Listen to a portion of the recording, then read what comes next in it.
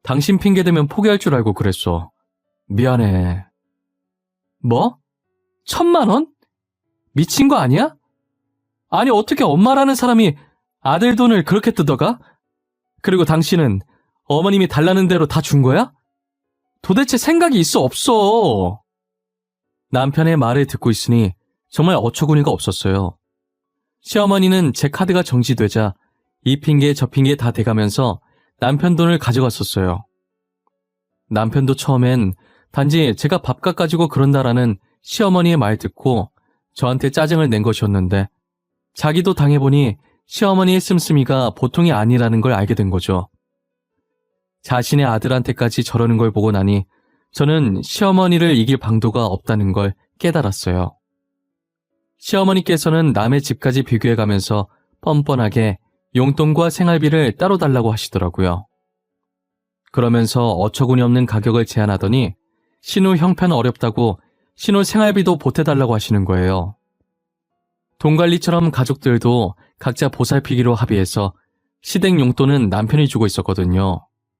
그런데 시어머니께서 제게 그렇게 말하니 저는 당연히 그렇게 못 드린다고 말했죠. 부모님들은 각자 모시기로 했다고 돈 더 받고 싶으면 남편한테 부탁하라고 정중하게 말했어요. 시어머니는 평소답지 않게 순순히 알겠다고 하고 물러나시더라고요. 어쩐 일로 순순히 물러나나 싶었는데 얼마 지나지 않아서 누군가 저희 집 문을 두드리는 거예요. 당장 문 열라고 소리를 고래고래 지르는데 역시나 시어머니께서는 물러나시는 법이 없으셨죠. 신우까지 합세해서 저희 신혼집까지 찾아와서는 깽판을 치기 시작했어요. 눈에 보이는 것들을 죄다 던지고 깨부시고 난리가 났죠. 저희가 고양이를 키우고 있어서 혹시나 고양이가 맞을까 재빠르게 고양이를 안아들었어요. 평소 같으면 제 몸에서 나오려고 발버둥 칠 텐데 고양이도 겁을 먹고 제 품에 가만히 안겨 있더라고요. 남편은 중간에서 이러지도 저러지도 못하고 깽판 치는 걸 보고만 있었어요. 아무것도 못하는 남편이 한심했고 시어머니께서 계속 저러는 모습을 더 이상 봐주기 힘들었어요. 어차피 고양이 때문에 집에 홈캠이 설치되어 있어서 지금 이 상황들이 다 녹화되고 있었고 이 증거들로도 충분히 이혼을 할 수 있었어요. 저는 최대한 빠른 시일 내에 이혼을 하리라고 마음을 먹었어요. 하지만 제가 임신을 하면서 이혼은 다시 물 건너가게 되었죠. 애완동물들과 같이 사는 사람들을 보면 가끔 애완동물 덕분에 임신을 한 걸 알게 된 경우가 있잖아요. 저도 그런 신기한 경우 중에 한 사람이었어요. 앞서 말했다시피 저희 집 고양이가 누가 안으려고 하면 피하고 잘 오지 않는 편인데 유달리 그날따라 제 옆에 계속 붙어 있더라고요. 제가 누워있다가 다시 일어나서 움직이고 다른 자리에 누우면 다시 저를 쫓아와서 제 배 옆에 얌전하게 엎드려 있는 거예요. 갑자기 왜 저러나 싶었는데 갑자기 애완동물로 임신을 알아차린 사람의 글이 떠올랐고 저는 혹시나 하는 마음에 임신 테스트기를 해봤었어요. 정말 신기하게도 임신 테스트기에 선명하게 두 줄이 떠 있더라고요. 그런데 신기함과 동시에 이혼을 하지 못한다는 우울감도 같이 오는 거예요. 아이에겐 너무나도 미안했지만 저는 임신이 그리 반갑지가 않았어요. 남편에게 임신 소식을 전하니 너무 좋아하더라고요. 그래서 조심스럽게 시어머니 이야기를 꺼냈고 시어머니 때문에 스트레스를 받으면 아이한테 안 좋을 것 같다고 남편 보고 어떻게 좀 해달라고 전했죠. 남편도 제 이야기를 듣더니 맞는 말이라고 생각했고 결의를 다진 목소리로 전화를 끊더라고요. 그리고 남편이 어떻게 했는지는 모르겠지만 정말 거짓말처럼 아이를 낳을 때까지 시어머니와 마주치는 일이 단 한 번도 없었어요. 저는 남편 덕분에 무사히 아들을 낳을 수 있었는데 이 아기가 몸이 너무 약하게 태어난 거예요. 몸집도 조그맣고 심장 쪽도 좋지 않아서 정말 최악의 상태였어요. 이대로라면 며칠 못 버티고 아이가 사망할 거라고 하더라고요. 아이의 상태를 듣고 저는 몸조리할 틈도 없이 아이 옆에만 붙어 있었어요. 하지만 제가 할 수 있는 거라곤 조금만 버텨달라는 말밖에 없었죠. 그 순간 제 동생을 떠나보내는 부모님의 심경을 100% 이해할 수 있겠더라고요. 저는 아이가 떠나는 순간에도 아무것도 먹지 못하고 잠도 제대로 자지 못했었어요. 아들을 얼마나 더 볼 수 있을지 모르는데 먹는 시간도 자는 시간도 사치라고 생각했죠. 결국 아들은 얼마 버티지 못하고 제 곁을 떠나고 말았어요. 저는 넋을 놓고 있었고 시어머니는 저더러 손자 죽인 나쁜 며느리라고 난리치고 있었죠. 우리 손자 살려내. 당장 우리 손자 살려내라고. 나한테 손자 얼굴 한 번 안 보여주더니 네가 손자 죽인 거야. 네가 손자 죽인 거라고. 엄마, 이제 그만 좀 하세요. 누가 들으면 정말 집사람이 애 죽인 줄 알겠어요. 집사람도 지금 많이 힘들어요. 그러니까 제발 그만하세요. 전현이 힘들긴 뭐가 힘들어. 우리 손자 죽인 나쁜 년인데 당장 우리 손자 살려내라고 해. 당장. 아이고 불쌍한 우리 손자. 그래 맞아. 당장 우리 조카 살려내요. 진짜 새언니가 애 죽인 거 아니에요? 아니 애를 어떻게 했으면 태어난 지 일주일도 안 돼서 죽냐고요. 이게 뚫린 입이라고 막말하네. 너 말이면 단 줄 알아? 너 당장 나가. 엄마랑 같이 당장 나가라고. 우리 손자 불쌍해서 웃자했고 애미 잘못 만나 일주일도 안 돼서 저승길 간 우리 손자. 치애미는 이렇게 건강하게 잘 있는데 우리 손자만 불쌍해서 웃재. 시어머니랑 신우는 사람들 다 보고 있는 아이 장례식에도 저렇게 난리를 치는 거예요. 하지만 저는 대꾸할 힘도 없어서 벽에 기대 있었고 남편이 시어머니와 신우를 데리고 나갔었어요. 저희 부모님은 이런 취급받고 살았냐며 그동안 왜 말하지 않았냐고 당장 이혼하라고 했죠. 저는 이혼이고 뭐고 당분간은 아무것도 하고 싶지 않았고 그냥 누워만 있고 싶었어요. 장례식을 마친 뒤 집에서 계속 누워만 있다가 남편의 성화에 못 이겨 밥을 한술 뜨고 있을 때였어요. 시어머니께서 신우랑 같이 저희 집으로 들어오시더니 대뜸 제 머리채를 잡더라고요. 지금 손자 죽여놓고 밥이 넘어가냐고 손자 살려내라면서 고래고래 소리를 지르셨어요.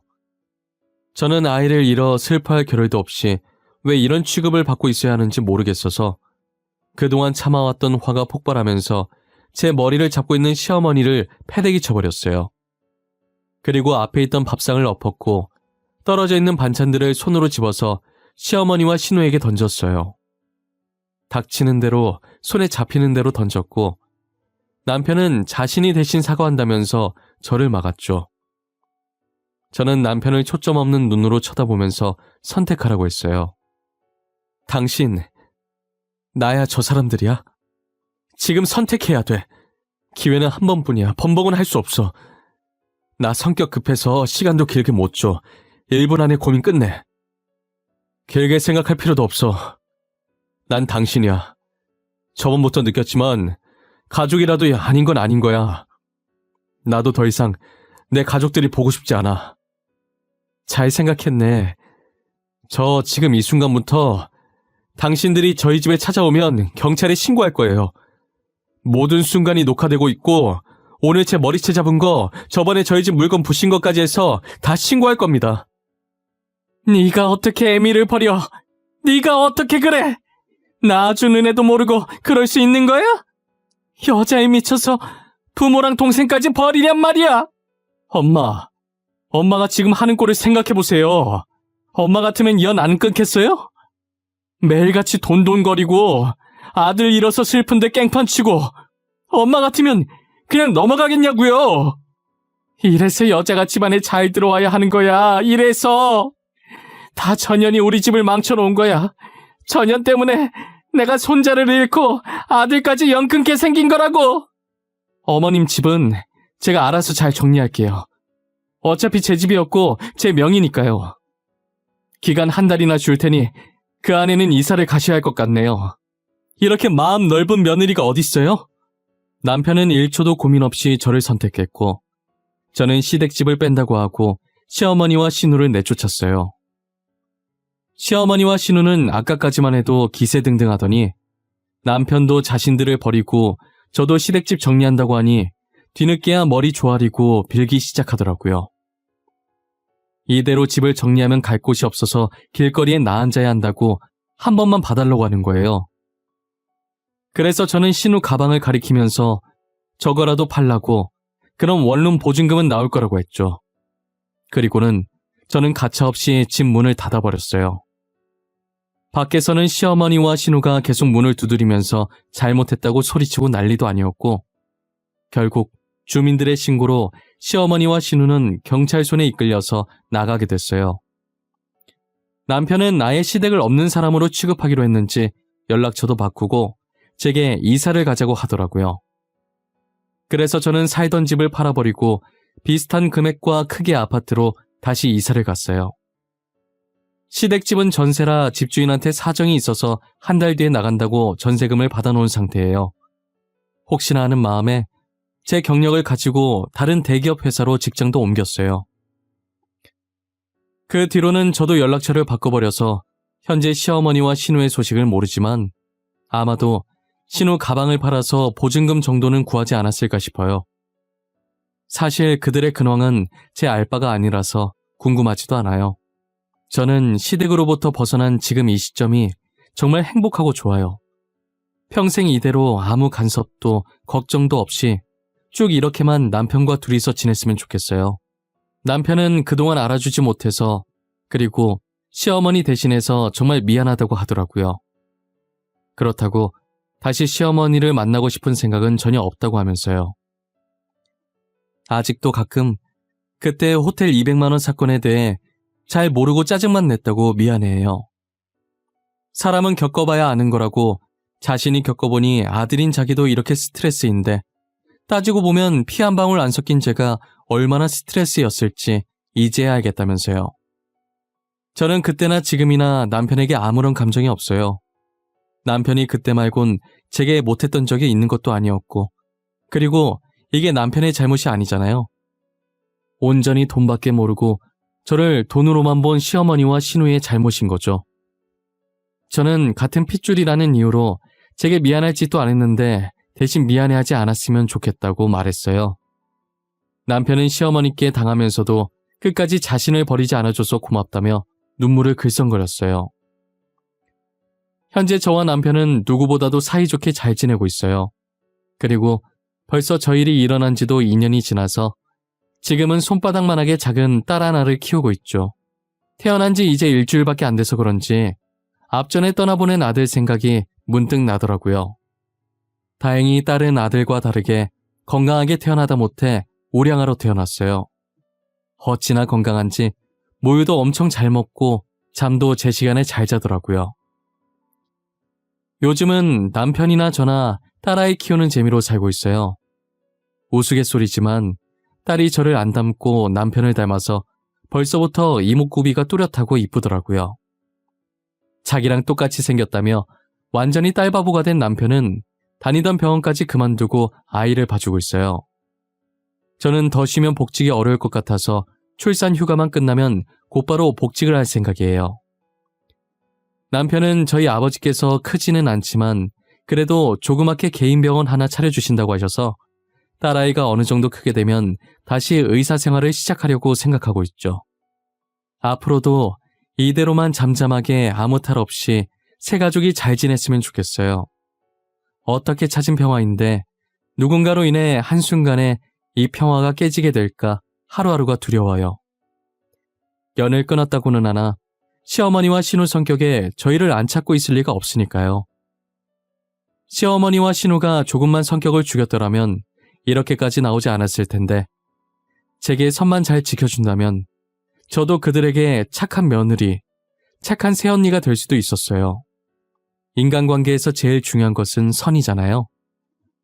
솔직히 부모-자식 관계나 고부관계도 사람 대 사람이라 인간관계에 속하는 것인데 시댁 식구가 적당한 선만 지켜주셨더라면 저희가 이렇게까지 되진 않았을 거라는 생각이 들어요. 솔직히 2년이라는 시간이 흘렀어도 아직은 제 가슴에 그날의 아픈 기억들이 존재해요. 이제는 잊고 잘 살고 있구나라는 생각이 들 때마다 불쑥불쑥 떠오르곤 하죠. 그래도 언제까지 아픈 기억을 잡고 살 순 없으니 지금 여기에 이렇게 글을 남기고 앞으로는 이 상처들을 훌훌 털고 다시 일어서려고 해요. 지금처럼 남편과 딸아이와 함께 말이에요. 여러분들도 상처 많은 제가 아닌 지금의 저처럼 가족들끼리 따뜻한 말 많이 나누고 오래도록 행복하게 사시길 바랄게요. 감사합니다.